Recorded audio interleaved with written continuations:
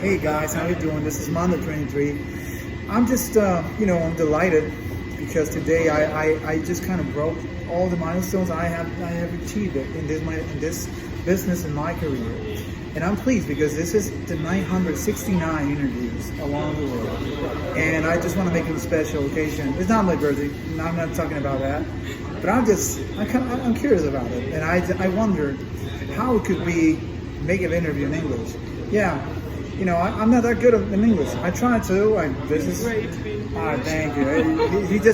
She's just trying, just giving me whatever he wants, and that's good. But no, we are gonna seriously, for just one moment, we are gonna talk about sports, the culture, the impact of sports, and every single in the culture. And for that, I have a friend. It's English, and of course, I try to, perfection all this accent, which I'm not good, but I try to. I say to my Victoria. How are you doing? Hi. It's a great honor. It's a great pleasure having you right here. Thank you very much for having me. I'm very happy to be here with you. No, this is a great honor to me. And well, let's shall we begin? Let's begin. Okay, so what does it mean, the word sports to you, Victoria? Because it's a lot of things. You have lived for so many places. Of course, I didn't introduce you as I supposed to, but before I give you the word. She has lived in different countries, different cultures, so that's the reason why I brought. So, having said that, Egypt, Madrid, Mexico. So, coming back to you. Okay. Well, actually, I went to boarding school in England, which is, when people here ask me what is boarding school, it's a bit like Harry Potter. So sports was a part of my life every day. We did 2 hours of sports every day, and sports for me is like brushing my teeth. It's something that I have to do every day. It's a very integral part of my life. And now I work in sports. I'm a personal trainer and I'm a nutritionist, and I've written for sports magazines as well, like Men's Health in the United Kingdom and Men's Fitness in the Middle East. So now I feel it's also an important part of my life to give back to the community through sports. Yeah, and that's a generous action because it becomes, as you mentioned, it's on a daily basis. You can just adapt a lot of things in your life, but also you can enjoy it and then you can share it as you want to so far. And I think that one of the other things I want to talk about is like once we get older and we just have more experience, I think some kind of things it doesn't come like so natural, but it seems to be more natural. That's the way I think I feel sport. It also comes to you because, as you mentioned, it's all part of the daily basis, but it's not only that part.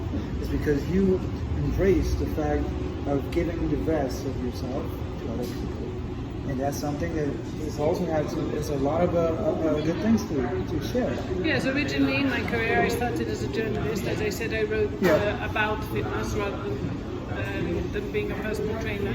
But I found that through fitness I was able to give so much back. I felt it's such a rewarding profession. When you help a woman feel good about herself or have more self-esteem, when you help somebody who's not sleeping well, they can sleep well, or someone who's suffering from emotional issues and they can be more balanced, have more confidence. So it's something really special in my life. Yeah, it always is a great thing.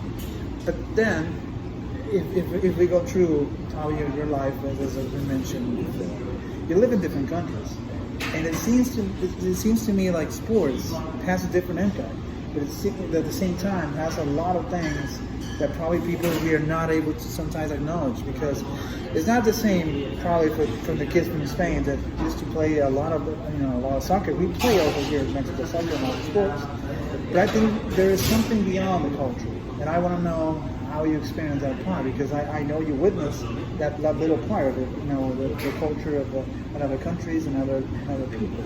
Well, first I would say that sports is a great bridge. So no matter where you live in the world, sports brings people together, and that's something really fantastic. But obviously there are cultural differences, and you mentioned Spain. I mean, one of the first things I would say about Europe, Spain, Italy, Greece, Portugal, the people there are very healthy, and they have a huge sporting culture, or going to the gym even after 40, 50, and they look great. I mean, the people really look great, and that's very inspirational to me to see these Italian women and men who are 52 and still like as young as they used to be. They look fantastic. I mean, something I hope we can cross over into more cultures. I also lived in China.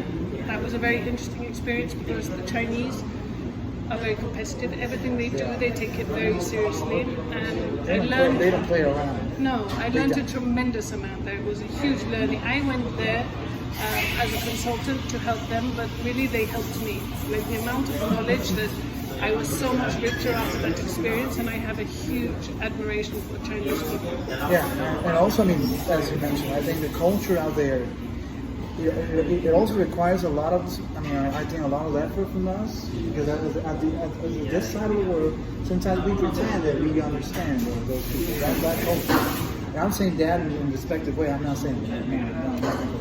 But I believe that there is a competitiveness so hard in China and Japan that right here in Mexico and other countries, we tend to not to really understand. And for that, as you brought up the thing of sports as a bridge, it also becomes to that sports and that those countries are just the main thing, the main goal, to be the best of the best. And I think that's one of the things that we have seen them before. We have seen all the Olympics and all these huge events. Yeah, it's amazing. And they are so good. Their dedication, and it's amazing. I've also lived in the Middle East, so I spent some time in Cairo, and I think it's very important to mention in Cairo, for example, that the people don't drink. It's for religious reasons, they don't drink alcohol. So they don't have a culture of going to pubs and anthros and bars. Nothing of that, right? No. So in that community, sports is the way that the people can come to, young people, men and women can come together in a way that's seen well through the community and spend time together. So it's huge. Sports, group, community sports or group sports, CrossFit or circuit, any of these type of things is massive. Yeah. And the trainers are like celebrities. That's what we become. We're all the person. I don't know. I'm with a celebrity right now. She didn't know about that. I'm just going around. But anyhow, it's nothing more about a title or something, or it's not about how many things you're doing social media stuff, because we are in the social media times. That's we cannot forget about that part. But nevertheless, I think that one of the things I kind of decided to kind of invite you over and kind of share all the experiences, because it's not about the celebrity. No, it's not that. It's because I can see a person who is so grounded.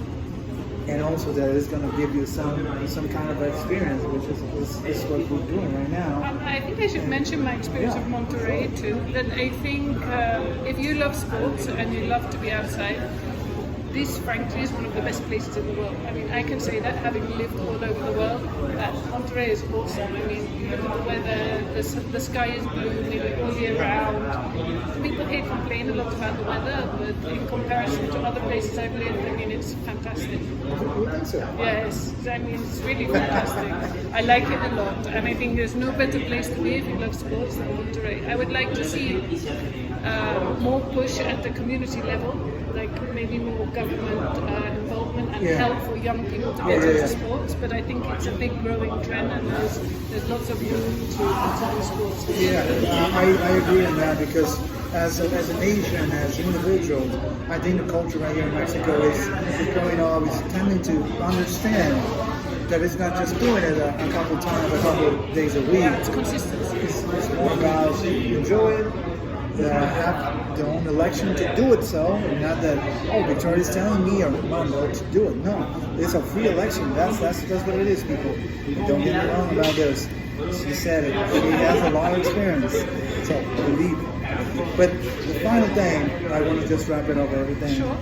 Is, first of all, thanks for the opportunity. No, thank you for having me. And what would be the future well, we are not wizards, we are not something beyond that, but with your experience, how do you see sports in a couple of years? Because we are still in the pandemic times, we are. You cannot deny the fact of that part.